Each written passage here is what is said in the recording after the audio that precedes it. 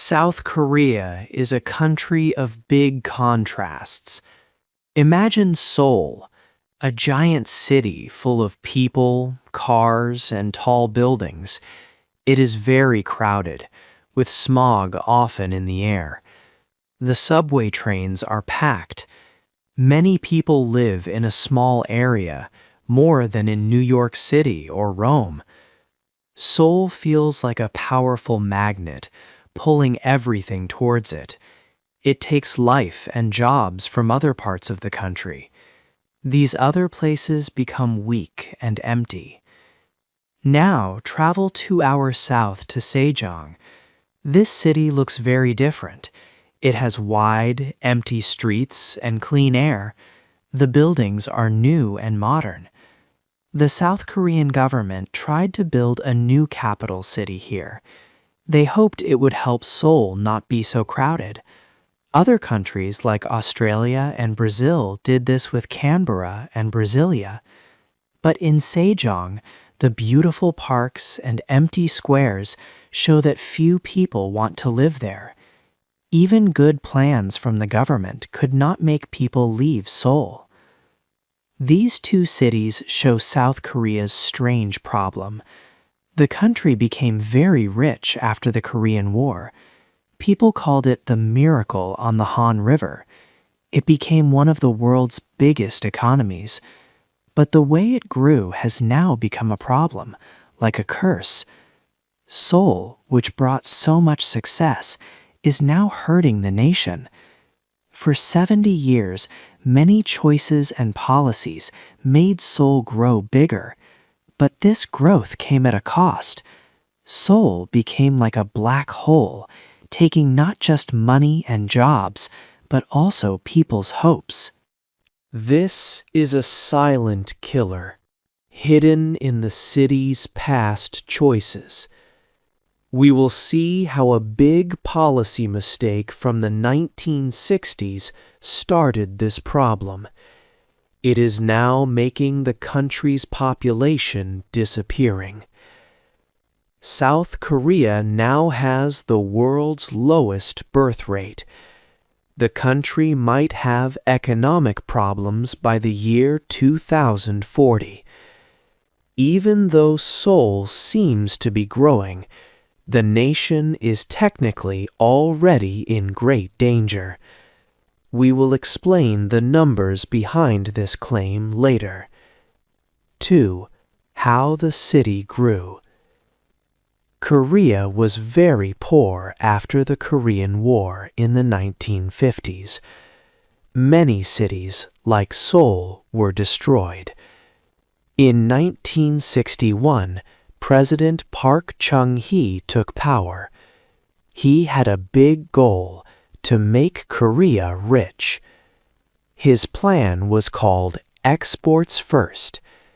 This meant Korea would make goods to sell to other countries around the world, not just for people in Korea. The previous government's plan had not worked, so this new path was very important. The government helped businesses a lot with this new policy. It gave them special tax breaks and cheap loans. President Park himself held monthly meetings, pushing business leaders to meet their export goals.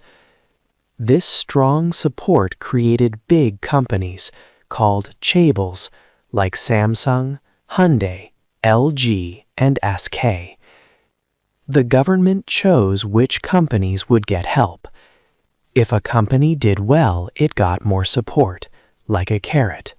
If it failed, it got nothing, which was the stick. This method helped these few large companies become very powerful in Korea's economy. These large companies mostly put their main offices and factories in Seoul. Seoul had many educated workers, good roads, and was close to government leaders who made important decisions. This made it the natural place for businesses to grow quickly.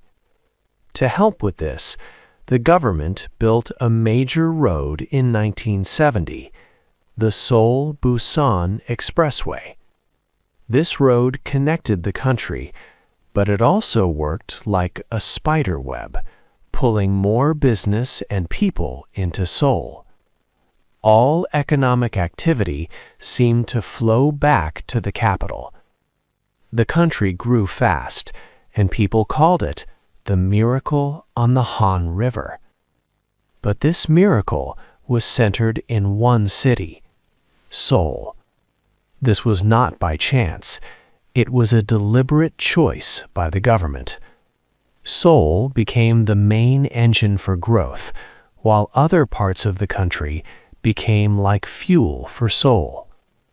By the 1970s, the government understood that too much power and money were in Seoul.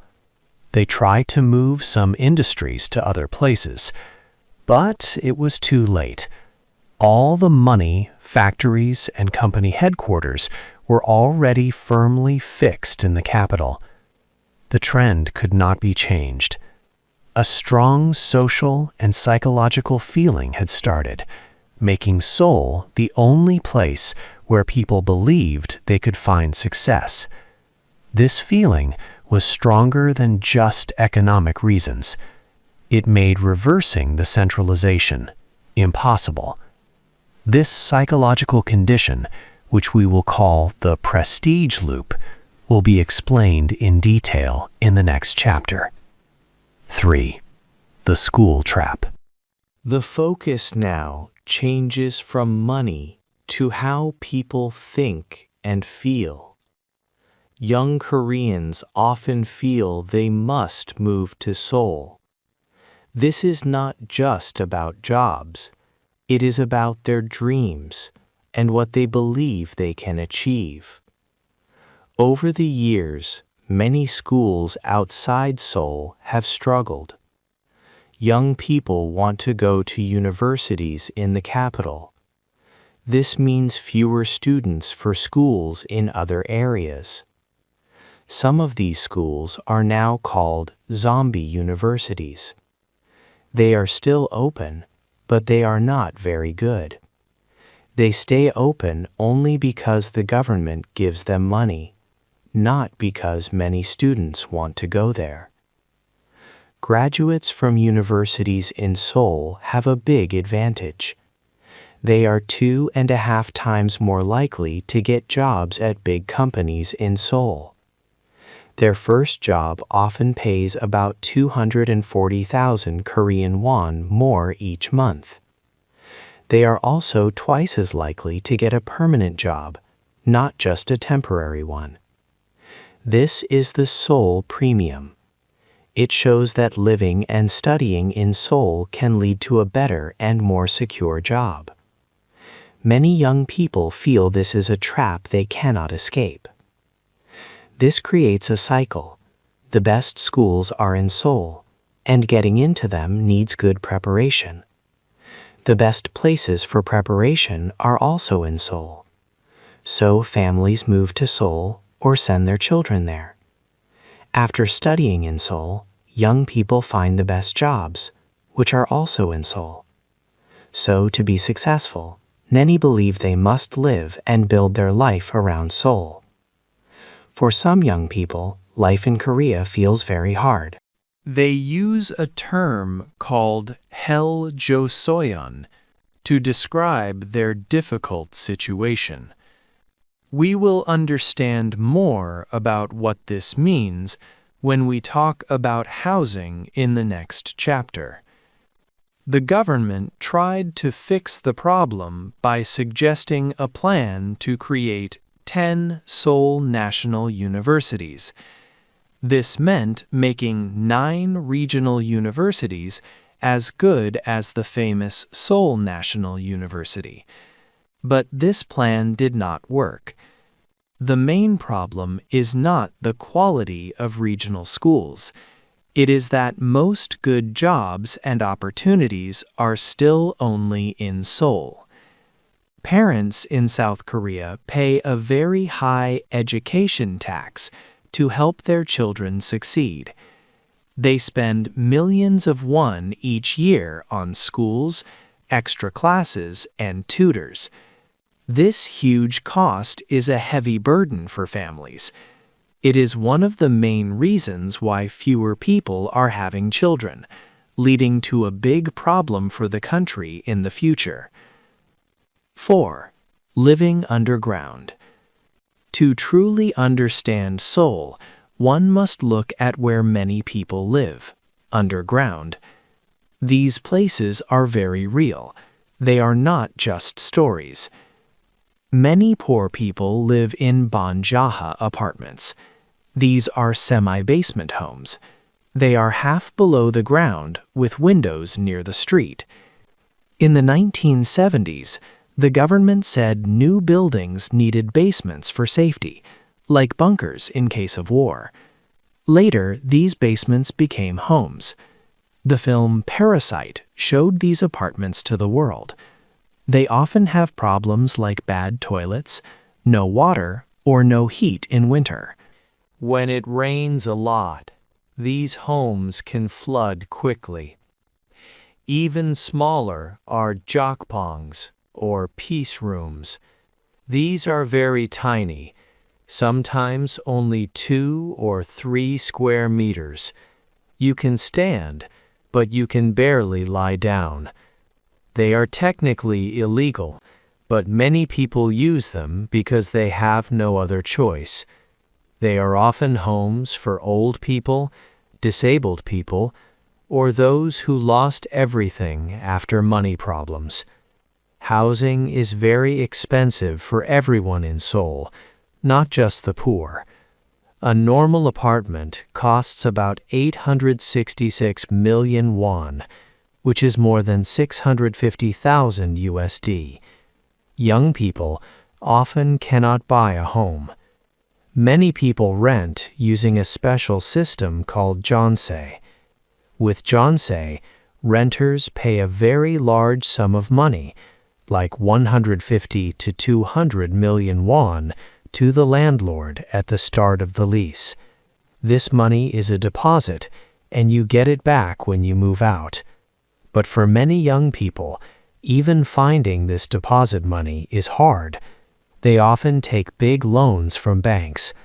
Sadly, some landlords use this money to buy other homes, not saving it.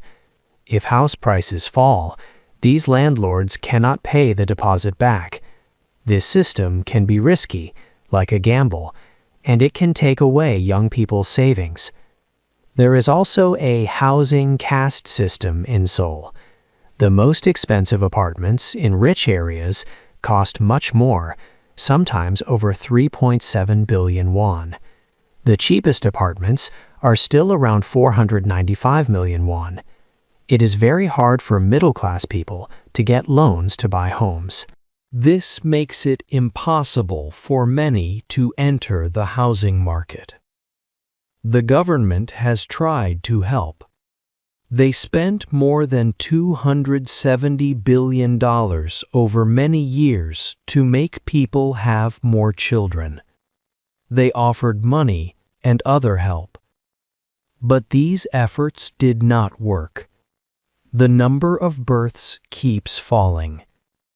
This is because, no matter how much money is offered, young couples cannot afford to raise a child in Seoul. This difficult life led to a phrase, Hell Joseon. Young Koreans use it to say that society asks them to be excellent, but it costs too much to even live a basic life. For many young people, the Korean dream feels untrue. The feeling is not hope, but being trapped. In this situation, young people make a hard choice. They see that having children means too much financial pain and sacrifice. So for them, it becomes a logical choice not to have children. But this means the nation loses the next generation, which is what it needs most. 5. The end of people. The full impact of Seoul's strong pull is clear in the population numbers. South Korea's fertility rate in 2024 is 0.75, the lowest in the world. This means each new generation is only about 36% the size of the one before it. In Seoul, this rate is even lower, at 0.64. To keep a stable population, a country needs a rate of 2.1. This quick drop is not just a sad event, it is a rational strike by young people against a system that demands too much. The country's population has already begun to shrink. Experts believe that by 2067, South Korea's population could drop by 25%.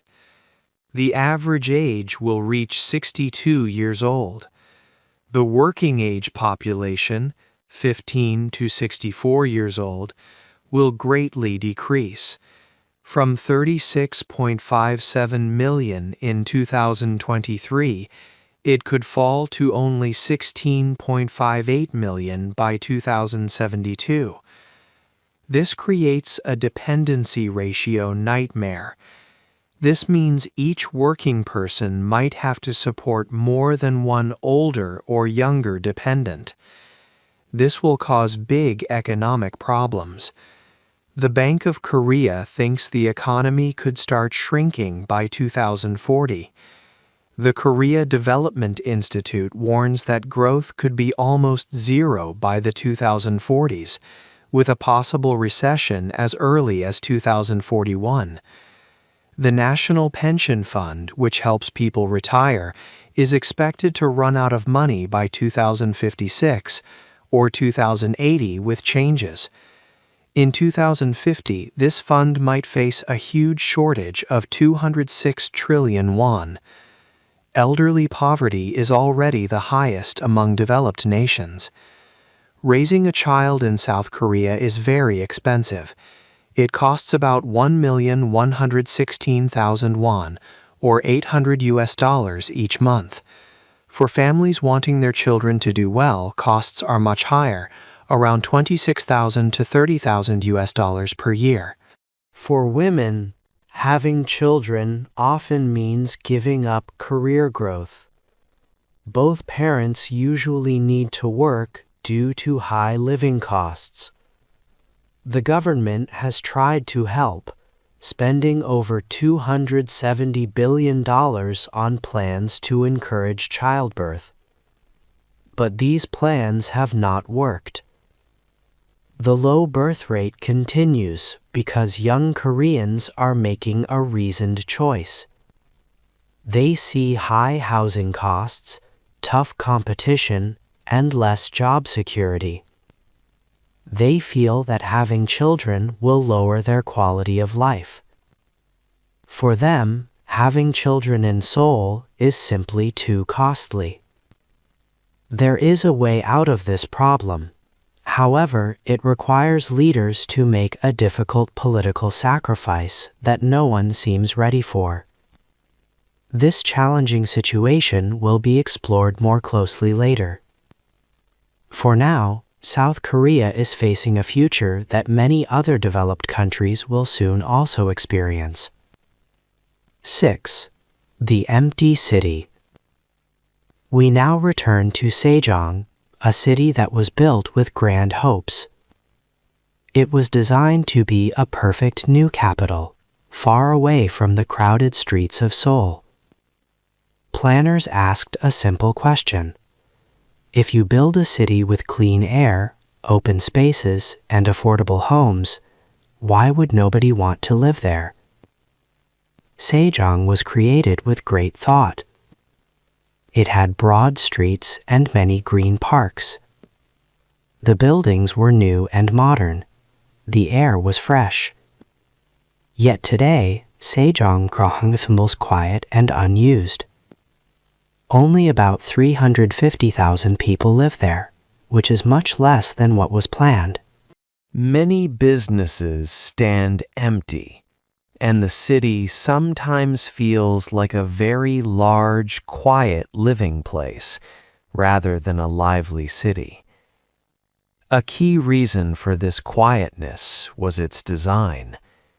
Sejong was built in circles, like a donut that has no middle.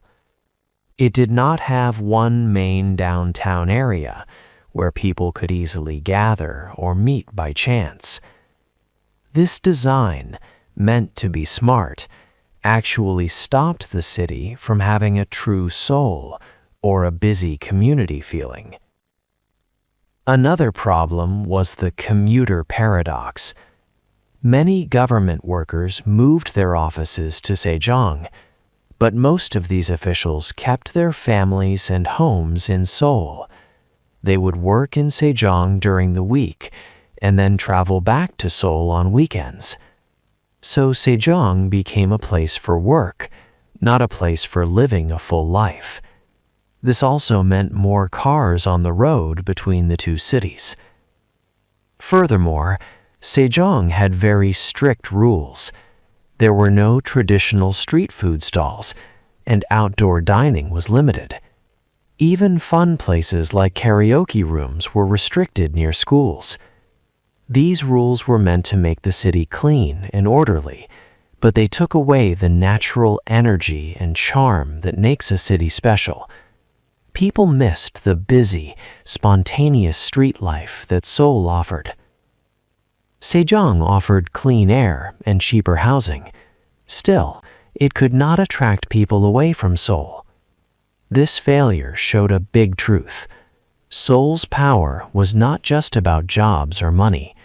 It was also about deep feelings, culture, and the idea of where life happens. Sejong's empty streets proved that Seoul's strong pull on the nation was more psychological than simply economic. This made fixing the country's main problem much more difficult than anyone had thought. 7. Why no one fixes it. The problem of Seoul's strong pull is not just about city planning or money. It is a political issue, what we call a democratic deadlock. More than half of all people who vote in South Korea live in or near Seoul. This creates a voter trap. Politicians want to win elections. To do this, they must make choices that help the people who live in Seoul. If a politician tries to send money or help to other parts of the country away from Seoul voters, they might not win the next election. This makes a cycle. Many voters are in Seoul, so politicians help Seoul. Because politicians help Seoul, more money and jobs go there. Because more money and jobs are in Seoul, even more people move there. Then an even bigger number of voters live in Seoul. This makes politicians help Seoul even more. This cycle keeps going faster and faster. Outside of Seoul, in other cities and towns, things get worse. Fewer young people stay there. They move to Seoul for school and jobs. But these smaller cities still have roads, hospitals, and schools. There are fewer people to use them, but the cost to keep them open stays high. These areas do not have enough taxpayers to pay for everything. This is like a financial black hole. Money and people leave, and the local areas cannot grow or fix what they have. Many politicians say they want to help regional areas. For example, some talk about making 10 Seoul national universities in other cities. But the main problem is not just that other universities are not good enough. The issue is that almost all important jobs, companies, and famous places are in Seoul. Even if other universities were as good, young people would still go to Seoul for work and a good life. This reveals that South Korea faces a big political problem. The system, which works by the votes of most people, naturally makes policies that help Seoul stay strong. To change this would need big political moves that are hard to do. Perhaps South Korea will become a city-state, where Seoul is rich and strong, but the rest of the country is not. We will look at this idea next. The sad truth is that democracy is working as it should, but it is slowly voting the nation out of existence. 8. What comes next? We have traveled through South Korea's story. We have seen how Seoul became the Seoul Republic. It is a city that now rules the whole country. It takes almost all the money, all the talented people, and all the hope. This concentration has shaped the nation's future in big ways. What will happen next for South Korea? There are two main paths. First, Seoul could become a rich city-state. It would be like a powerful, wealthy island, full of life. But the land around it, the rest of South Korea, would become empty and quiet. It would have fewer people and much less money. Important services and jobs would mostly be gone from these areas. Second, the whole country could face a national collapse. The number of people would get much smaller, even in Seoul. The economy would stop growing. It might even get worse. This path means a decline for everyone, even if Seoul stays strong for a while. We have learned about key moments that led to this situation. First, we saw the early policy mistake. The government, aiming for fast growth, put all the big businesses and jobs in Seoul. This pulled people to the capital. Second, we found the education trap. Young people felt they had to go to Seoul for the best schools and job chances. Universities and schools outside Seoul became very weak, pushing even more young people to the capital. Third, we talked about the demographic strike. Young Koreans are making a hard choice. Life in Seoul is too costly and too competitive for families, so they are choosing not to have children. This choice makes the population fall very fast. This story is not just for South Korea. It is a strong warning for cities and countries around the world. Many big cities are growing very fast today.